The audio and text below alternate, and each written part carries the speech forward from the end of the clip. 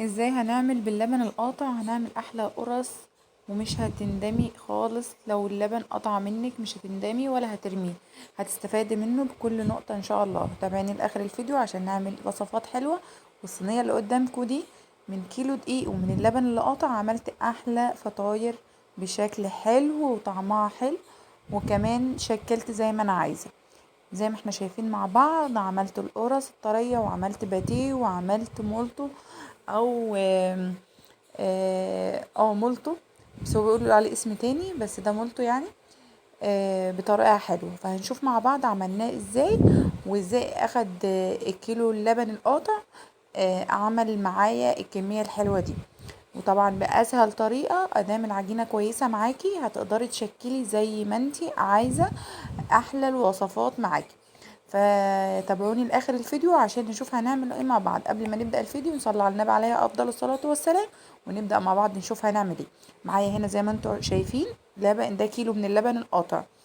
اللبن ده كنت غلياه وسبته في التلاجة، وبعدين جيت اغليه تاني مره لقيته قطع، فسخنته كده على النار. وقلت بقى لا انا مش هرميه، هستفاد منه وهعمل بيه حاجه تانية. فجبته بقى كده سخنته دفيته، مش سخنته دفيته، حاجة دافية كده. وبعدين جبت طبق وحطيت فيه اللبن بتاعي، اللي هو اللبن ايه القطع ده.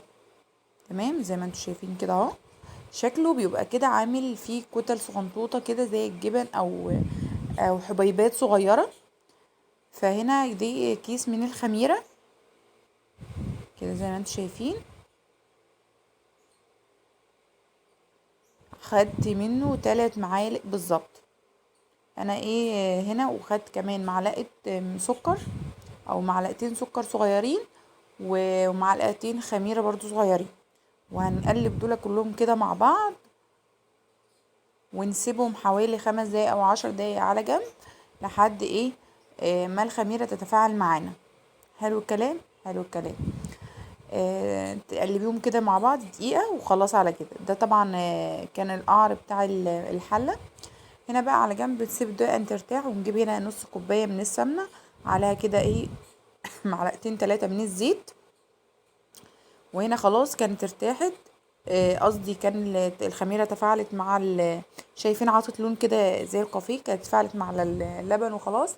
فنزلت نزلت بقى بكيلو من الدقيق تدريجيا، يعني نزلت وقلبت وبعدين حطيت لما لقيت ان هو ايه عايز. وخليت بقى كوباية مية دافية جنبي عشان لو عوزت مية ازود على طول. نص معلقة كده من الملح، ومعلقة صغيرة من بيكنج باودر. وهنقلب كل المكونات دي مع بعض كده. طبعا هشتغل بايدي، انا ايديا نظيفة وكويسة فهشتغل بيها عادي. تمام. شايفين لقيت اللي هو الدنيا ايه لسه برضو عايزة عجن، فروحت حطيت الدقيق التاني لسه، قصدي عايز دقيق، فحطيت بقى ايه الكيلو تدريجيا. تمام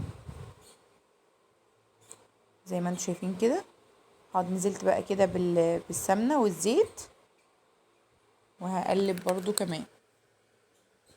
هقلب كده لحد ما اوزع كل آه، المواد دي، وهعجن بقى عجن عايزه حوالي 5 6 دقايق كده عجن لحد ما العجينه تبقى معاكي طريه كده وايه وناعمه. نسيبها بقى لما تختمر شويه. هي اختمرت معايا، بس للاسف ولادي ابني راح نزل بقى هبطها. فيلا الحمد لله. زي ما انتم شايفين كده. جبت بقى صينيه ودهنتها كده حبه معلقه من نص معلقه من السمنه. طبعا الصينيه مقاسها كبير فعشان كده ايه دهنتها معلقه من السمنه. زي ما انتوا شايفين هكورها بقى كور صغيره. بصي شكلي زي ما انت عايزه. العجينه ادام كويسه معاكي هتطلع معاكي نتيجه باذن الله حلوه، محشيه او ساده. آه العجينه ادام كويسه هتطلع معاكي بنتيجه افضل. تمام. تمام قطعت بقى كده كور صغيره على حسب الحجم اللي انا عايزاه في القرص بتاعتي. دي قرص كده ساده، حبيت ان انا اعملها كده، بحب عشان جنب كوبايه الشاي كده على الصبح بتبقى جميله جدا. جربوها وصدقوني لو اللبن عمل معاكم كده هتطلعوا احسن نتيجه. جربوها وادعولي. تمام. زي ما انتوا شايفين عملت بقى كل الكمية كده على حسب ما انا عايزة. عملت الصينية دي عشان انا عايزة اشكل منها حاجات تانية. طبعا ده كيلو من الدقيق، فعملت كذا وصفة بالكيلو الواحد. طلع معايا ما شاء الله كمية حلوة. تمام. عملت كده، وطبعا لازم نسيب مسافة من كل واحدة والتانية عشان هي لسه هتختمر، وكمان لسه هفردها، بس اما ترتاح هفردها. تمام. زي ما انتوا شايفين كده بنفس الطريقة اعملوها كده. طبعا الحجم بتاع آه، العجينة صغير، عامل اكبر من حجم البضاية كده. تمام. معايا بقى هنا آم، انا كنت بجرب بيد الهون عشان ما كانش عندي نشابة، بس طلع مع الموضوع فاشل فاشل، فاضطريت بقى ان انا اجيب نشابة من عند حماتي تحت واعمل كده. جبت بقى نص كمية العجين، او هما عملتهم على 3 اصناف، فدي تعتبر التلت التاني. ده تلت العجينة، عملتها كده دوران زي ما انتوا شايفين كده بنفس الطريقة، عشان هعملها ايه اللي هو المولتو. لازم اخليها دوران عشان يطلع معايا المقاس واحد. فردتها بقى كده بالنشابة الجميلة دي زي ما انتوا شايفين. طبعا العجينة مرتاحة فبتفرد معايا سهلة. كل ما العجين يبقى مرتاح ومختمر حلو ومعجون حلو هيديكي نتيجة افضل. تمام. تمام. زي ما انتوا شايفين عملتها كده دوران حد ما مظبوط، الدوران مظبوط. تمام. كده بنفس الطريقة هنجيب بقى سكينة ونقطعها على ايه، على نصين اول زي ما انتوا شايفين كده قدامكم، نصين. وهنا برضو هنقطع بقى مثلثات كده. تمام. كده كل مثلث والتاني هتقطع عليه. آم، نقطع كده ايه، يعني لو كبير نقطعه برضو بالنصين. تمام. زي ما انتوا شايفين كده الكبيرة بقطعها على نصين. هنا بقى كان معايا عندي دي شوكولاتة، كنت مجمداها كده في الفريزر عشان تطلع واحدة كده قطعة قطعة، بس طبعا ساحت، وولادي طبعا ما شاء الله كلوا نصها كده. زي شايفين المولتي الصغير ده حجمه كده صغير حلو. تمام.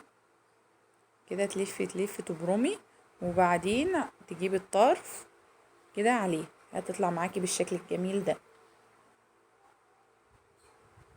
تمام.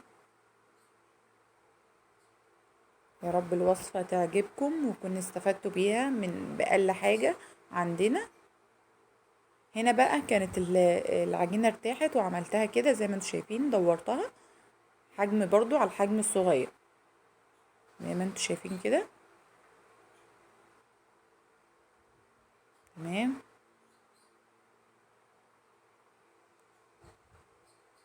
إيه، داير تعملوه كده تدوسوا عليه داير كده ايه، حب حب بايديكم، وتحاولوا ان ايديكم ما تضغطش قوي، تبقى حجمها متوسط. هنا بقى ده اخر جزء من العجينه. عملت ايه؟ هنشوف مع بعض عملنا ايه. طبعا احنا عملنا مولتو وعملنا قرص ساده.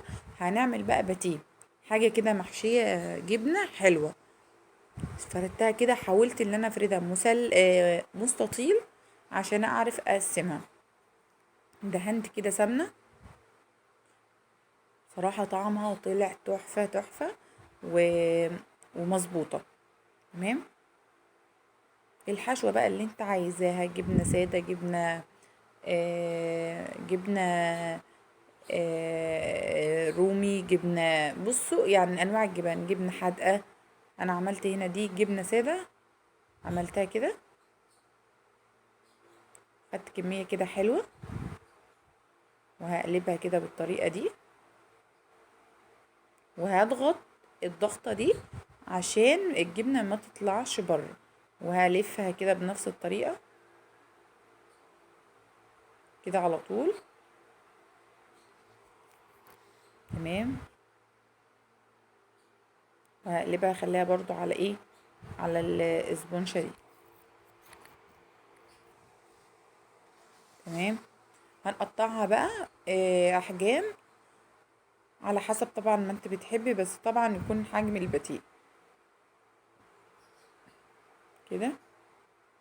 تمام. شايفين اصلا الجبنة عاملة ازاي؟ نحطهم بقى في صينية ونشوف بقى الجمال والحلاوة دي.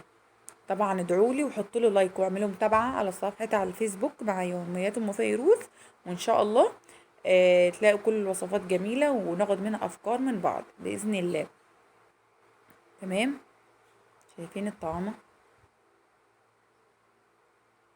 وطبعا هشة والعجينة هنا كويسة وحلوة، وطبعا استفدنا من حاجة يعتبر كانت هتبوظ عندنا، بس احنا طبعا ما فيش، احنا الستات ما فيش حاجة تغلب علينا، ونقدر نستغل كل حاجة ونوفر ونعمل احلى الاكلات واحلى الحاجات من حاجات بسيطة جدا جدا.